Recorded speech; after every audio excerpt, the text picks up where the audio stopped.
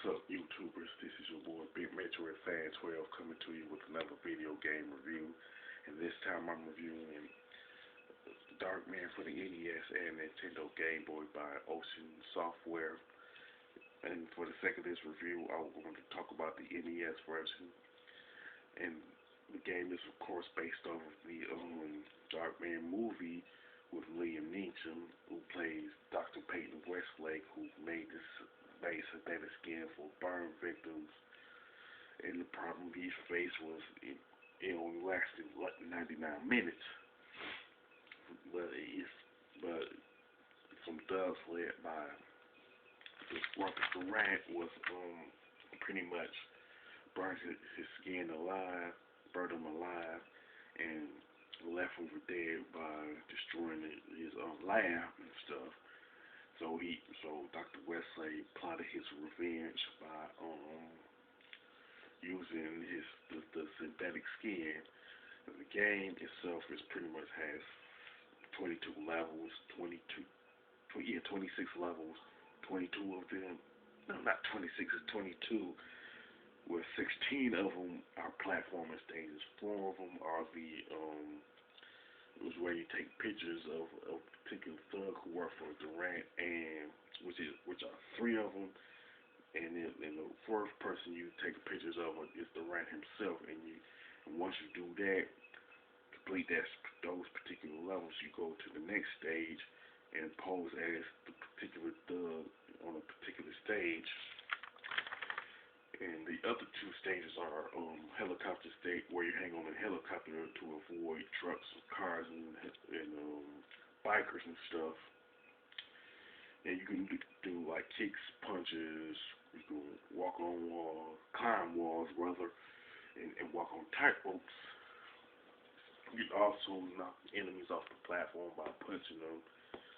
And a couple of things that I noticed. The first one being that the level design of Darkman is similar to a RoboCop 2 for the NES, and the soundtrack is similar to Jurassic Park on the NES. And I think they did that to save time and money. Yeah, they could have just had a different design and soundtrack for Darkman. And it seemed like the majority of the enemies are not from the game, not from the movie rather. I'm not 100% sure on that.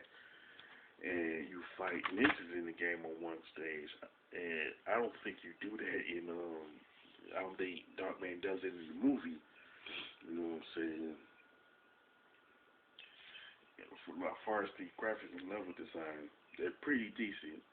It's just that my complaint is that they just took the design of RoboCop 2 and did like a copy and paste job and they replaced Mike Murphy from RoboCop 2 with Dr. Westlake along with the enemies. Now I can't say that the changes there are changes in the design, in the level design, so it's not going to look, Darkman is not going to look 100% like RoboCop 2 for the NES. And I'll be honest, I didn't like the gameplay to Darkman mainly because it's very easy for the enemy to knock you off the platform, and you have to be very accurate with the jumps. You know what I'm saying? To the point that you have to be on the ledge to make the jumps, because if you're not on the edge of the platform, you're gonna fall to your death. And the only part of the controls that's actually good is the tightrope, and the ability to climb walls. Now the soundtrack is pretty decent too. You see, like Ocean just took the music that they didn't use from Jurassic Park for NES and just put it in Darkman. I just wish that Ocean would have had a totally different soundtrack for Darkman.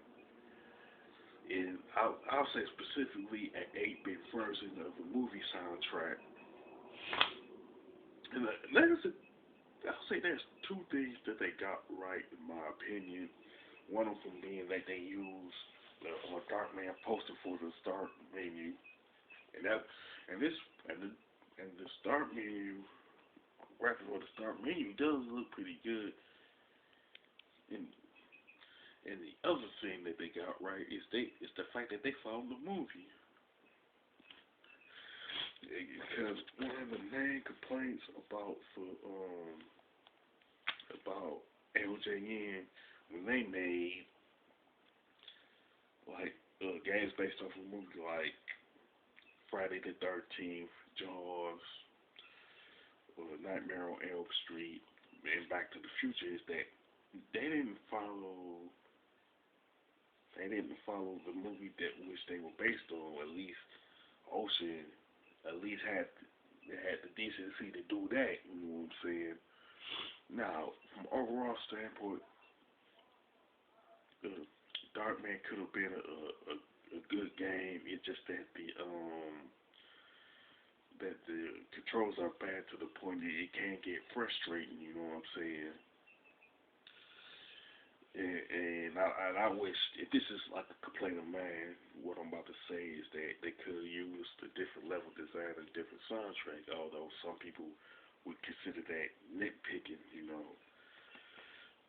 Overall, Darkman for the NES ended up being a mediocre game at best, and I would really recommend it to fans of the first Darkman movie, retro gamers, fans of platforming, um, gamers who do let's plays on their YouTube channel.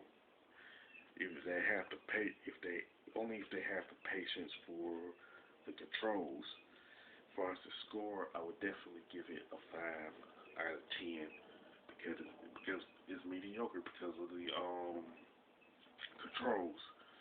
With that being said, if you played Darkman for the NES and you have a similar opinion as I do, you can mention it in the comment section. If you like my review of Darkman for the NES, you could don't hesitate to click the thumbs up button. Don't forget to subscribe. This is your boy Big Metro Fan 12 signing off.